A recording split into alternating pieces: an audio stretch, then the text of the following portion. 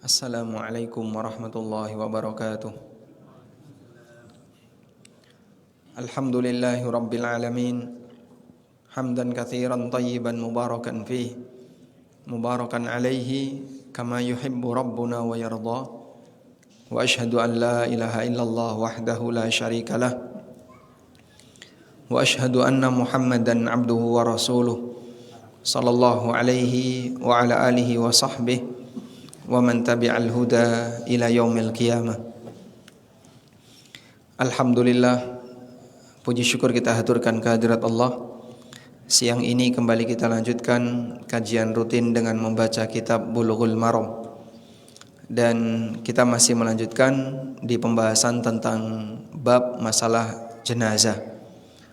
Pada pertemuan sebelumnya kita telah berikan sedikit pengantar berkaitan dengan ahkamul janaiz, fikih seputar masalah jenazah. Berikutnya kita akan membaca hadis pertama yang dicantumkan oleh Al-Hafidz Ibnu Hajar. Hadis dari Abu Hurairah radhiyallahu anhu. Qala Rasulullah sallallahu alaihi wasallam, "Aktsiru dzikra hadzimil ladzat." Yakni al-maut. Rawahul Tirmidzi wan Nasa'i wa sahahahu Ibnu Hibban. Rasulullah sallallahu alaihi wasallam bersabda, "Perbanyaklah untuk mengingat penghancur segala kelezatan." Yang dimaksud adalah kematian. Dan dalam riwayat yang lain, dalam riwayat Ibnu Hibban terdapat tambahan, "Fama dzakarahu 'abdun qattu wa huwa fi dhikkin illa wasa'ahu alaihi wa la dzakarahu fi sa'atin illa dayyaqahu alaih." Setiap kali hamba mengingat kematian dan dia dalam kondisi sempit, dalam kondisi kesulitan, illa wasa'ahu alaih, maka dia akan mendapatkan kelonggaran. Wala dzakarahu fi sa'atin, dan saat dia mengingat kematian dalam keadaan sedang bergembira dengan dunia, illa dayyaqahu alaih, maka mengingat kematian itu akan membuat dia menyempitkan urusan dunianya. Dan hadis ini hadis yang sahih. Tadi disebutkan oleh penulis riwayat At-Tirmidzi, An-Nasa'i, dan dinilai sahih oleh Ibnu Hibban dalam Sahih Ibnu Hibban. Dalam hadis ini cukup tegas merupakan dalil di mana seorang mukmin terkadang perlu untuk mengingat kematian. Bahkan Nabi SAW meminta agar itu dibuat sering. Beliau mengatakan aktsiru, perbanyaklah. Artinya intensitasnya dibuat sering. Perbanyak dan sering itu kira-kira seperti apa intensitasnya? Kembali kepada kondisi masing-masing masyarakat. Dan di antara fungsinya adalah bahwa kita semuanya yakin kematian itu pasti akan terjadi. Namun dengan mengingat kematian akan menjadi alat rem bagi seorang hamba agar dia tidak terlalu bernafsu dengan dunia. Dan Rasulullah sallallahu alaihi wasallam mengajarkan dua hal agar orang itu ingat akhirat. Yang pertama adalah dengan ingat mati, dan yang kedua dengan cara ziarah kubur. Sebagaimana yang pernah beliau sabdakan, "Kuntu nahaitukum an ziyaratil kubur fal'ana fazuruha fa innaha tudzakkirukumul maut." Dulu aku pernah melarang kalian untuk ziarah kubur. Selanjutnya silahkan lakukan ziarah kubur, karena ziarah kubur bisa mengingatkan kematian bagi kalian. Hidup ini seperti gas dan rem. Kapan seorang muslim harus ngegas dan kapan seorang muslim harus ngerem. Dan dalam urusan dunia, syariat banyak mengajarkan kepada kita agar orang itu tidak berlebihan dalam urusan dunia. Bahkan sampai keberhasilan dunia kalau bisa digunakan untuk mendukung akhirat. Allah Subhanahu wa taala berfirman ketika menyebutkan tentang nasihat Bani Israel yang saleh kepada Qarun, "La tafrah innallaha la yuhibbul farihin." Janganlah kalian merasa bangga dengan urusan dunia, sesungguhnya Allah tidak mencintai orang yang bangga dengan urusan dunia. Dan Allah Subhanahu wa taala perintahkan kita untuk mengejar akhirat dengan dunia.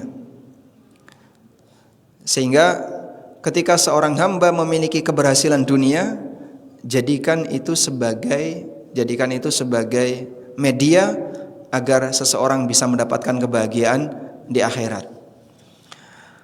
Selanjutnya, ada banyak sekali keterangan yang disampaikan oleh para ulama berkaitan dengan bagaimana semangat mereka untuk mengingat kematian.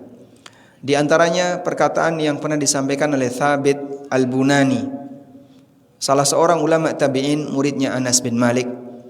Thabit Al-Bunani pernah mengatakan, "Tuba liman dzakara sa'atan al-mauta."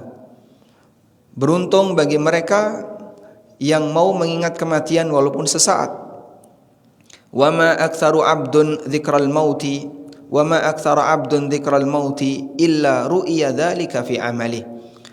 Ketika seorang hamba sering mengingat kematian, maka akan nampak pengaruhnya dalam aktivitas yang dia lakukan.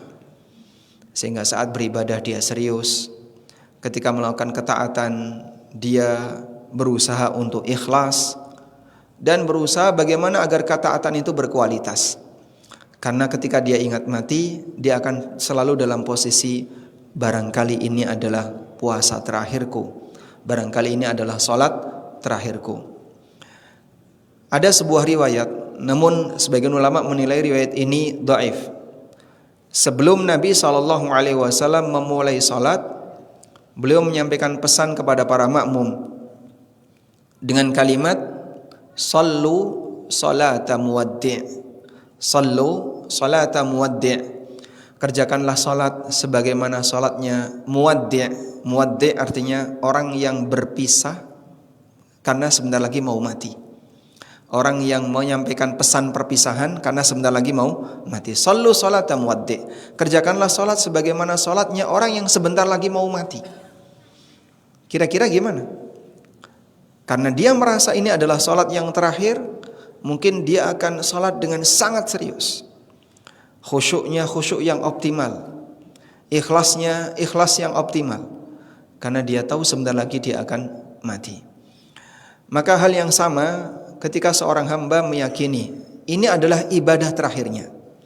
Sehingga bisa jadi ya, yang sekarang lagi tiduran di belakang ya, bisa jadi ini adalah Ramadan terakhirnya. Kok terus langsung bangun? Bisa jadi saat ini adalah Ramadan terakhir bagi kita. Kira-kira apa yang akan terjadi ketika orang dia meyakini bahwasanya ini adalah Ramadan terakhirnya? Mungkin dia akan sangat serius dalam menjalankan puasa Ramadan di bulan ini. Karena setelah ini dia tidak akan ketemu Ramadan berikutnya. Demikianlah kondisi seorang hamba sebagaimana kata Thabit Al-Bunani, "Wa ma aktsara 'abdun dzikral mauti illa ru'iya dzalika fi amali." Ketika seorang hamba itu rajin mengingat kematian, maka akan sampai tergambar dalam aktivitas amal yang dia lakukan. Orang yang ingat mati dia tidak akan sampai rela untuk mengambil harta haram, karena dia tahu ini berbahaya bagi kehidupan dia di akhirat. Orang yang ingat mati, dia tidak akan terlalu bernafsu sehingga sampai harus rebutan urusan dunia dengan orang lain. Orang yang ingat mati, mungkin dia tidak punya selera ketika harus berebut dengan masalah jabatan. Karena dia tahu semua itu akan dia tinggalkan. Wa an Syurahbil, dan dari Syurahbil, beliau meriwayatkan, anna Aba Darda radhiyallahu anhu kana idza ra'a janazatan qala. Apabila Abu Darda melihat ada seorang jenazah, qala, maka beliau mengatakan, ughdu fa inna raihun aw rahu fa inna ghadun mau'izatan balighatan wa ghaflatan sari'atan kafa bil mauti wa'idha yadhhabul awwal fal awwal wa yabqal akhiru la hilma lahu. Ketika Abu Darda melihat ada jenazah yang diberangkatkan menuju pemakaman, maka beliau mengatakan, ughdu fa inna raihun. Silahkan kalian berangkat duluan, sebentar lagi kami akan menyusul. Ughdu itu yang berangkat di waktu pagi, raih yang berangkat di waktu sore. jenazah silakan kalian berangkat di waktu pagi, sore nanti saya akan nyusul. Atau ketika beliau melihat jenazah di waktu sore, rauhu, silakan kalian berangkat duluan. Fa inna ghadun, besok pagi saya akan menyusul. Demikian kondisi para sahabat, dia berada di posisi seperti siaga kematian. Sehingga saat melihat jenazah, kalian sekarang, besok saya. Maka dulu Imam Hasan Al-Basri rahimahullah, apabila beliau mengantarkan jenazah, beliau mengatakan, al-mayyitu ghadan, al-mayyitu ghadan raha ma'al mayyitil an. Calon mayit besok sedang mengantarkan mayit hari ini. Karena semuanya pasti akan mati. Kafa bil mauti wa'idhan, cukuplah kematian itu sebagai pemberi nasihat yang paling kuat bagi hamba. Apalagi ketika itu disaksikan langsung oleh indera manusia. Kau lihat, kau akan seperti dia. Gak bisa bergerak apapun, hanya tinggal menunggu amal yang nanti akan mendampinginya pada saat dia berada di alam kubur.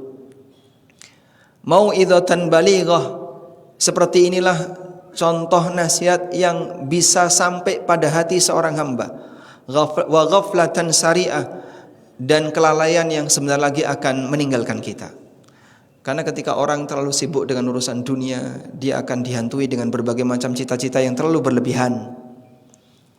Yadhabul awwal fal awwal, orang berangkat satu demi satu, sekarang sudah berangkat dan besok kita akan menyusul. Wa yabqal akharu la hilma lahu, sementara generasi selanjutnya mereka tidak punya kedewasaan karena tidak mau mengingat kematian. Nah, jamaah, di posisi ketika seorang hamba selalu ingat mati, maka dia akan lebih hati-hati. Hati para sahabat itu seperti ini. Jadi kalau kita meyakini bahwasanya generasi terbaik umat ini adalah para muridnya Nabi SAW. Siapa para muridnya Nabi? Para sahabat radhiyallahu anhum. Dan para sahabat ini hatinya paling baik, sebagaimana yang pernah dinyatakan dalam hadis dari Ibnu Mas'ud radhiyallahu anhu, innallaha yanzuru ila qulubil ibad fawajada qalba Muhammadin sallallahu alaihi wasallam khaira qulubi ibadihi. Allah melihat hati semua hambanya. Lalu Allah melihat, Allah jumpai hati Nabi Muhammad sallallahu alaihi wasallam sebagai manusia yang hatinya terbaik. Fakhtara li nafsihi wa ba'athahu bi risalatihi, maka Allah pilih beliau untuk jadi rasulnya dan Allah utus beliau untuk membawa risalahnya. Tsumma yanzuru ila qulubi ibadihi, kemudian Allah melihat kepada hati para hambanya. Fawajada quluba ashabihi khaira qulubi ibadihi, lalu Allah jumpai hatinya para sahabat adalah hati yang terbaik di antara para hamba yang lain. Fakhtarahum li suhbati nabiyhi sallallahu alaihi wasallam, lalu Allah pilih mereka untuk menjadi para sahabat nabinya sallallahu alaihi wasallam. Sehingga jadi para sahabat itu bukan masalah siapa yang lebih dulu lahir. Anda tidak boleh membayangkan, andaikan saya lahir di zaman Nabi sallallahu alaihi wasallam hidup, mungkin saya akan jadi sahabat. Rumangsamu. Dan itu pernah disampaikan oleh Hudzaifah Ibnul Yaman. Hudzaifah Ibnul Yaman ketemu dengan tabi'in. Tabi'in ini ngomong, andaikan aku ketemu Rasulullah SAW, maka beliau akan saya gendong kemana-mana. Apa kata Hudzaifah? Hadza ra'yuk, rumangsamu. Beratnya ujian yang dialami oleh para sahabat, sehingga dengan kelas iman seperti yang kita miliki, andaikan kita hidup di zaman sahabat, nggak ada jaminan kita berada di barisan Abu Bakar, berada di barisan Umar, Utsman atau Ali. Mungkin kita berada di barisan munafik. Karena ujian ketika itu luar biasa beratnya. Contoh sederhana ya, ketika orang diberi arahan berkaitan dengan masalah nyari sumber penghasilan. Pak, ini kerjaan haram, tinggalkan. Itu kan banyak pertimbangan ya. Wah, nanti kalau saya tinggalkan ini terus gantinya apa? Saya kerja apa? Saya nanti cari nafkah gimana? Anak istri saya makan apa? Nah, biasanya makan apa? Nasi, ya kasih nasi. Yang biasanya makan nasi. Kalau makan rumput ya kasih rumput. Ada yang kehilangan keluarga. Sehingga ketika sahabat diminta untuk hijrah, kebayang andekan orang zaman sekarang. Ya Rasulullah, kalau saya nanti hijrah ke Madinah, di sana ada kerjaan apa ya Nabi? Ada lowongan kerja apa? Pertanyaan pertama, kalau orang diminta untuk hijrah, ada lowongan kerja apa? Masya Allah, nggak jadi hijrah orang itu. Walaupun mungkin dia mengatakan, aku cinta Nabi SAW, tapi pembuktiannya nol. Nggak seperti para sahabat. Makanya nggak jaminan kalau orang mukmin zaman sekarang hidup di masa itu, mereka akan menjadi sahabat Rasulullah Sallallahu Alaihi Wasallam. Sehingga terpilih jadi sahabat itu bukan masalah siapa yang lebih dulu lahir. Karena itulah mereka adalah leluhur tertinggi dalam agama. Anda yakini sahabat itu leluhur tertinggi dalam masalah agama. Sehingga kalau orang berlomba-lomba bangga dengan leluhurnya, ini ajaran leluhur saya, ini ajaran katanya simbah seperti ini. Mereka menyampaikan ajaran leluhur. Saya punya ajaran leluhur yang lebih tinggi daripada mbahmu. Siapa? Muridnya Nabi Sallallahu Alaihi Wasallam, yaitu para sahabat. Gak boleh dibandingkan dengan yang lain. Sampai Allah jadikan sebagai standar iman. Allah berfirman di surat Al-Baqarah, fa in amanu bimithli ma amantum bihi faqad ihtadaw. Kalau mereka mau beriman sebagaimana imannya kalian wahai para sahabat, faqad ihtadaw, maka mereka akan mendapatkan petunjuk. Berarti mafhum mukhalafahnya, fa illam yu'minu bimithli ma amantum bihi faqad dallu. Kalau mereka tidak beriman sebagaimana cara kalian beriman wahai para sahabat, maka mereka akan menyimpang. Sehingga imannya para sahabat dijadikan sebagai standar. Baik. Nah, setelah kita paham kalau sahabat ini adalah leluhur tertinggi, leluhur terbaik dalam masalah agama. Selanjutnya kita pengen tahu hatinya sahabat itu kayak apa sih? Mereka tidak lebih unggul dibandingkan kita hanya karena masalah kuantitas ibadah. Tapi mereka lebih unggul dibandingkan kita karena hatinya lebih istimewa. Seperti yang pernah disampaikan oleh Bakar Al-Muzani. Beliau pernah mengatakan, "Ma sabaqakum Abu Bakrin bis salati wala bis siyam walakin bima waqara fi sadri." Abu Bakar As-Siddiq tidaklah lebih hebat dibandingkan kalian disebabkan karena banyaknya salat dan banyaknya puasa, walakin bima waqara fi sadri, tapi disebabkan karena iman yang tersimpan dalam batinnya. Enggak bisa ditiru. Seperti ini tidak bisa disamai. Ditiru bisa, disamai enggak bisa. Sehingga ada manusia bisa ditiru tapi tidak bisa disamai. Contohnya siapa? Para nabi. Para nabi bisa ditiru. Ikutilah para nabi. Berarti bisa ditiru. Allah Subhanahu wa taala berfirman, "Fabihudahu muqtadi." Dengan petunjuk mereka tirulah mereka. Tapi menyamai tidak mungkin. Sehingga sehebat apapun, semaksimal apapun usaha manusia untuk meniru para nabi, dia tidak mungkin bisa menyamai imannya nabi. Generasi setelah sahabat, ketika mereka mau meniru para sahabat, tidak mungkin bisa menyamai sahabat. Jangankan generasi sekarang, Allah membedakan antara amal yang dilakukan sahabat sebelum Fathu Mekah dengan amal yang dilakukan pasca Fathu Mekah. La yastawi minkum man anfaqa qabla al-fathi wa qatal. Ulaika a'dhamu darajatan minal ladzina anfaqu min ba'du wa qatalu. Wa kullan wa'adallahu al-husna. Tidak sama di antara kalian yang berinfak sebelum terjadinya Fathu Mekah dengan yang berinfak pasca Fathu Mekah. Wa kullan wa'adallahu al-husna. Meskipun masing-masing mendapatkan janji kebaikan, tapi secara derajat berbeda. Nah, di antara hatinya sahabat itu kayak gini. Mereka melihat jenazah itu langsung ingat mati. Terus mereka jadikan ini sebagai peringatan keras. Kamu sebentar lagi akan menyusul seperti ini. Beda dengan orang sekarang. Kadang mohon maaf Pak ya, kalau saya ikut ngiringi jenazah, kemudian ada orang yang cekakaan di kuburan, masih tega ngudut di kuburan, guyon di kuburan. Seperti itulah hatinya orang zaman sekarang. Beda banget ya. Ibarat langit dan bumi jika dibandingkan dengan hatinya Abu Darda. Abu Darda ketika melihat jenazah, beliau langsung mengatakan, saya akan menyusul dia besok. Aku akan menyusul dia nanti sore. Sebentar lagi saya akan mati. Langsung ingat mati dan kemudian introspeksi diri berubah jadi baik. Orang zaman sekarang mengiringi jenazah itu sambil bisa cekakaan ketawa-ketawa. Gak ada perasaan takut, gak ada perasaan kalau kamu sebentar lagi nyusul dia.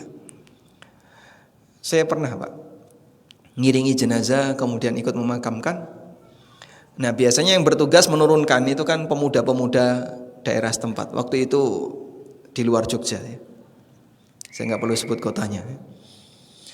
Di luar Jogja, kemudian pemuda-pemuda yang menurunkan jenazah ke liang lahat. Nah kemudian ada salah satu di antara mereka yang cukup rajin. Dia yang dia yang nguruk-nguruk paling rajin. Sama teman-temannya itu dipoyoki, ya sing apik men dipek mantu. Nah, terus ketawa semua. Men dipek mantu siapa? Biar dijadikan menantu siapa? Jenazahnya. Sing apik men dipek mantu. Makdek itu. Kok tega ngomong kayak gitu. Dia enggak sadar kalau sebentar lagi dia akan seperti itu. Itulah kurang lebih contoh hatinya orang di zaman sekarang. Sehingga kematian ada di depannya, tapi dia masih bisa tertawa. Al-Quran mengatakan, فَلْيَضْحَكُوا قَلِيلًا وَلْيَبْكُوا كَثِيرًا. Sedikitkan tertawamu dan perbanyaklah menangis. Sehingga kalau kita nggak bisa yang kedua, minimal yang pertama. Sedikitkan tertawamu dan perbanyaklah menangis. Berarti gimana? Kalau kamu tidak bisa banyak menangis, minimal sedikit tertawa. Sekarang wis ra tau nangis, senengane cekakaan, suka tertawa dan seterusnya. Sehingga bahkan kalau sehari tanpa tertawa, rasanya hidup ini hampa. Apalagi hiburan sebagian besar orang ketika nonton YouTube, Facebook, atau Instagram adalah konten lucu. Karena kita senang tertawa. Al-Quran mengatakan, فَلْيَضْحَكُوا قَلِيلًا وَلْيَبْكُوا كَثِيرًا. Sedikitkan tertawamu dan perbanyaklah menangis. Maka kalau kita nggak bisa yang kedua, minimal yang pertama. Jangan sampai nggak bisa dua-duanya. Ibnu Abbas radhiyallahu anhu, di pipi beliau itu seperti ada garis hitam. Seperti di pipi beliau ya, seperti ada garis hitam. Jadi orang yang melihat wajahnya Ibnu Abbas itu seperti kalung sandal jepit, ada garis hitam di pipinya. Apa garis hitam itu?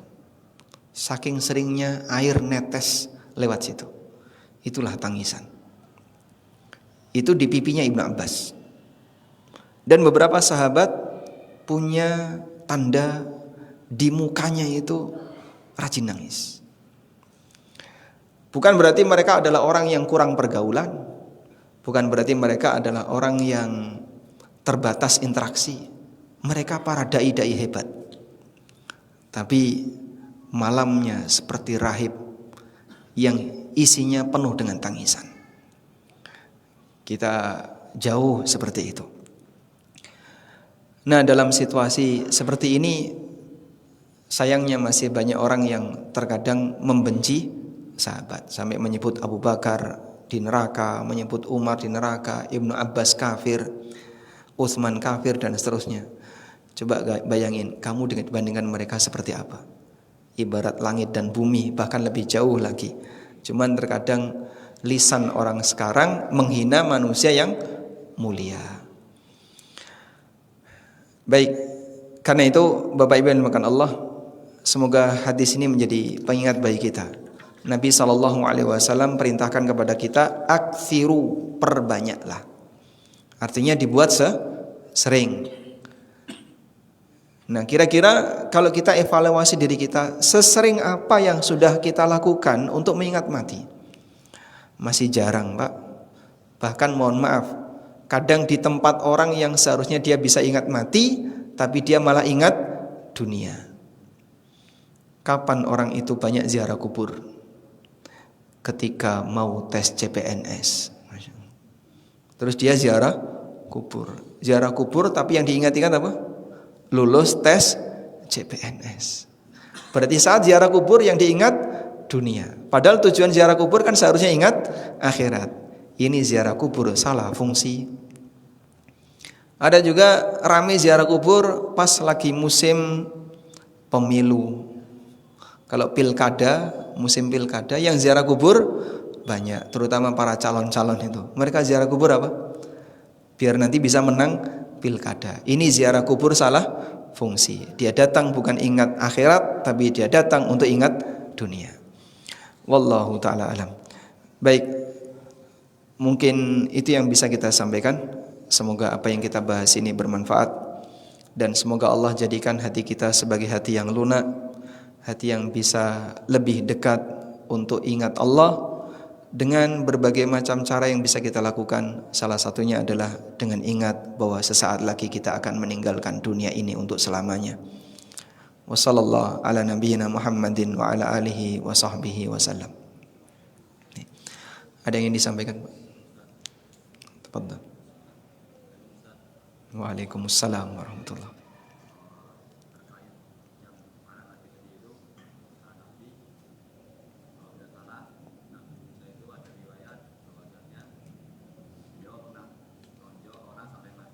Nonjok orang sampai mati. Nah.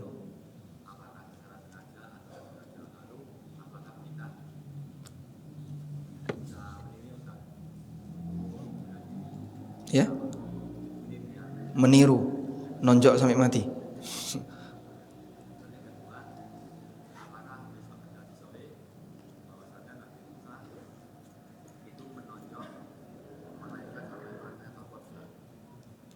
Malaikat maut.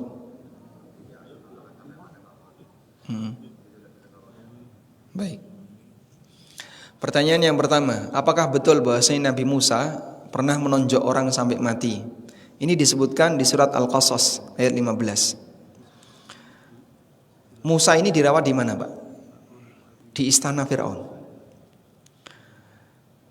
Sehingga saat beliau bayi, Firaun itu punya kebijakan. Bayi laki-laki Bani Israel diapain? Dibantai. Ketika dia menerapkan kebijakan itu, lalu sebagian dari anggota istana menyarankan kepada Firaun, kalau seluruh bayi laki-laki Bani Israel dibantai, berarti sekian tahun lagi kita tidak punya tenaga kerja laki-laki dari Bani Israel. Akhirnya dia mengubah kebijakannya. Kebijakan yang kedua adalah bahwa pembantaian bayi itu dilakukan selang-seling. 1 tahun pembantaian bayi laki-laki, tahun berikutnya dibiarkan. Nah, Nabi Harun itu terlahir di tahun tidak ada pembantaian bayi laki-laki. Makanya kalau kita baca sejarah, kok masih ada laki-laki yang seusia dengan Musa? Kalau Musa kan selamat karena beliau di mana? Dirawat di istana. Nah, terus yang selain Musa itu mereka apa dirawat di istana? Dirawat oleh Firaun. Kan seharusnya mereka mati semua. Nah, ternyata ceritanya seperti itu. Firaun mengubah kebijakan bahwa pembantaian bayi laki-laki Bani Israel, yudzabbihuna abna'ahum wa yastahyuna nisa'ahum, mereka menyembelih anak laki-laki dan membiarkan anak perempuan hidup, itu kebijakan berselang. 1 tahun bayi laki-laki dibantai, tahun berikutnya bayi laki-laki dibiarkan, besok lagi bayi laki-laki dibantai, dan seterusnya. Nabi Musa terlahir di tahun pembantaian bayi laki-laki. Maka pada posisi ketika ibunya Musa sudah ketar-ketir, Allah Subhanahu wa taala mengatakan la takhafi wa la tahzani inna raddu ilaiki wa ja'iluhu minal mursalin. Kamu enggak usah takut, enggak usah sedih. Aku akan kembalikan bayimu ini kepadamu dan aku akan jadikan dia sebagai rasul. Jaminan itu sudah ada sejak Musa bayi. Dan tidak mungkin rasul itu bayi. Pasti rasul itu dewasa. Sehingga ibunya yakin bayi ini pasti akan dewasa. Akhirnya dilemparkan ke sungai sesuai yang diperintahkan oleh Allah Subhanahu wa taala. Faltaqatahu ali fir'auna liyakuna lahum aduwan wa hazana. Ditemu oleh keluarganya Firaun untuk nanti akan menjadi musuh bagi mereka. Wa makaru wa makarallah wallahu khairul makirin. Mereka punya makar dan Allah membalas makar mereka. Calon musuhnya Fir'aun ini dipelihara oleh Fir'aun sendiri. Allah taruh Musa di tempat yang paling aman. Maka tempat paling aman adalah titik bahaya itu. Inilah tempat paling amannya Musa. Ceritanya begini ya. Di Jalan Ajiat itu banyak sekali pedagang-pedagang liar kaki lima yang dikejar-kejar oleh polisi karena kan tidak boleh. Nah, kami itu pernah jalan di situ. Ada banyak pedagang yang pelepor-pelepor berlarian karena dikejar polisi. Begitu mendekati hotel, ada pedagang yang dia buka dagangan persis di belakang mobil polisi. Persis di belakang mobil polisi. Dan dia dibiarkan. Nah, terus kita komentar, titik paling aman adalah tempat paling bahaya. Tayyib. Nah, Musa dibesarkan di istana sampai akhirnya Musa dewasa. Ketika Musa dewasa, beliau keluar dari istana. Wa dakhalal madinata ala khini ghaflatin min ahliha. Fawajada fiha rajulaini yaqtatilan. Musa keluar dari istana ketika suasana istana sedang lalai. Penjaganya tidak sedang fokus. Kemudian beliau menjumpai ada dua orang yang sedang berantem.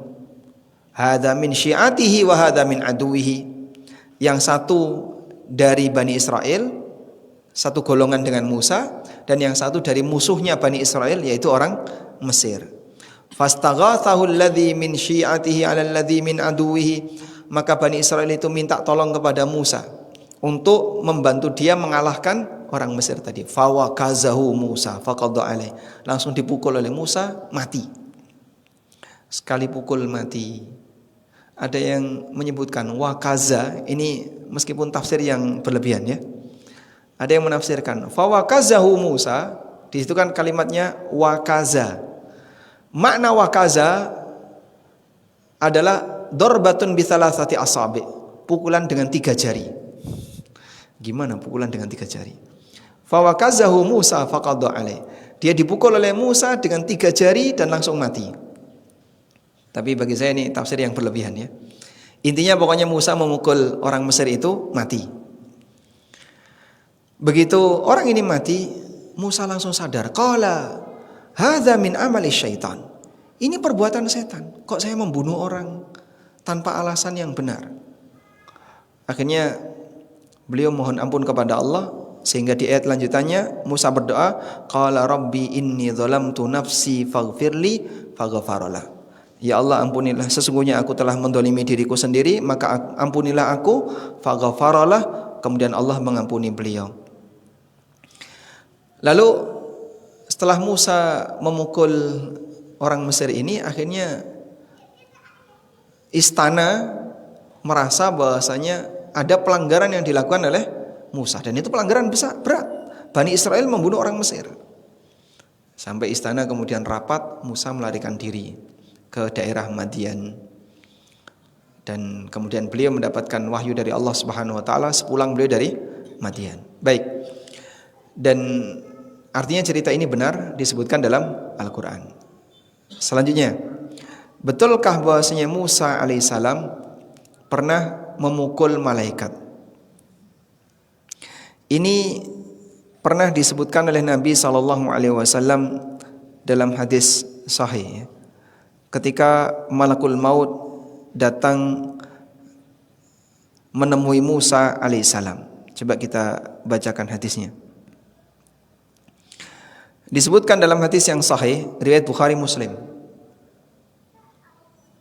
Bapak percaya, Pak? Saya percaya. Karena hadisnya valid. Nabi Muhammad SAW pernah menyampaikan sebuah hadis. Dalam hadis itu beliau menceritakan kambing berbicara. Para sahabat di sekitar langsung mengatakan, Subhanallah, al-ghanam yatakallam. Subhanallah, masa kambing bisa berbicara? Nabi SAW langsung menghentikan hadisnya dan beliau mengatakan, Ana u'minu bihi wa Abu Bakar wa Umar wa kana laisa thamma. Aku beriman dengan ini. Demikian pula Abu Bakar dan Umar juga beriman dengan ini. Dan ketika itu Abu Bakar dan Umar tidak ada di tempat.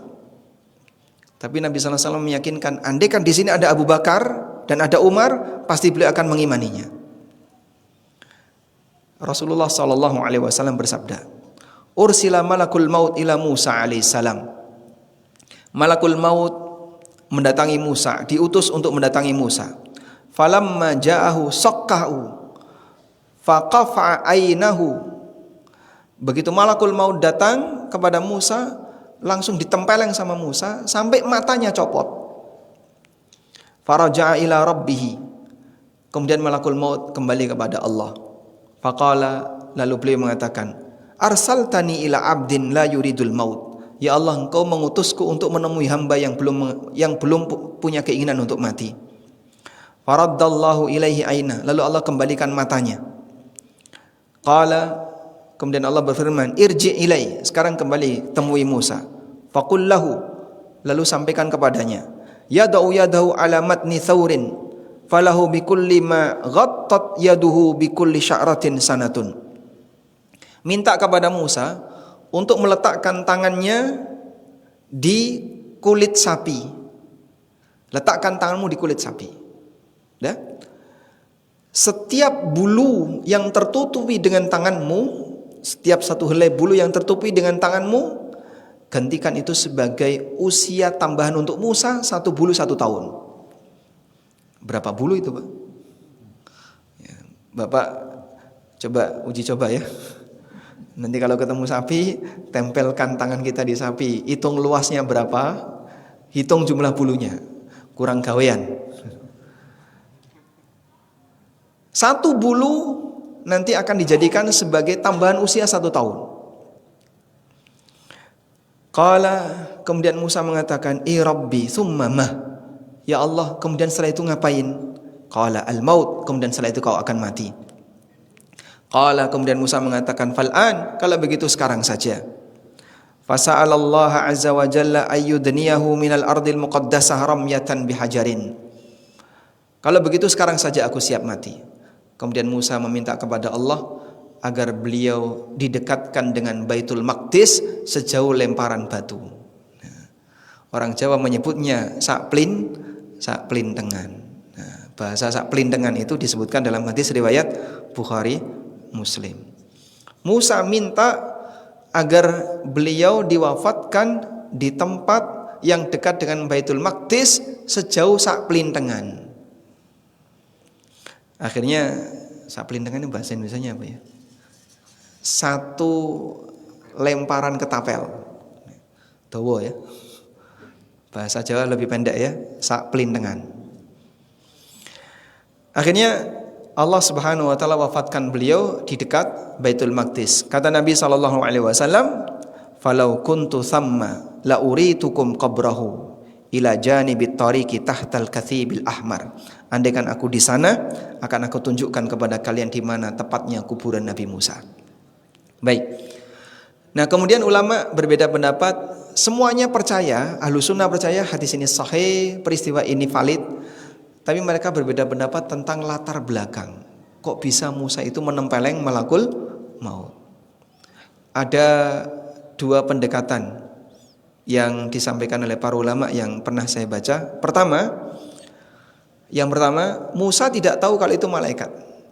Sehingga saat dia datang dalam wujud selain rupa malaikat, tiba-tiba dia mengatakan, aku akan mematikan kamu. Nah, dikiranya kan orang mau membunuhnya, maka langsung ditempeleng. Sehingga di posisi Musa menempeleng, Musa tidak tahu kalau itu malaikat. Karena dia dalam wujud seperti manusia, lalu tiba-tiba datang dan mengatakan, aku akan mematikan kamu.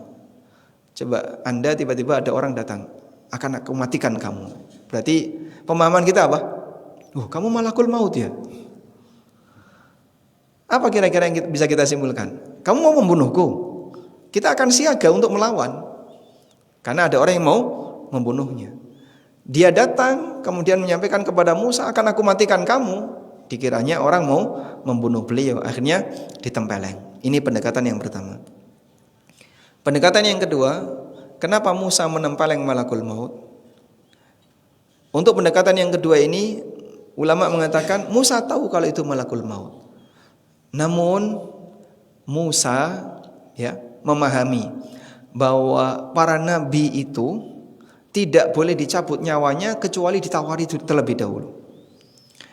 Sehingga kematian para nabi berbeda dengan manusia biasa. Para nabi itu mati setelah ditawari, mau mati sekarang atau kapan. Termasuk Nabi Muhammad SAW. Sehingga pada saat Rasulullah SAW berada di pangkuan Aisyah, beliau kemudian mengucapkan kalimat ma'ar rafiqil a'la.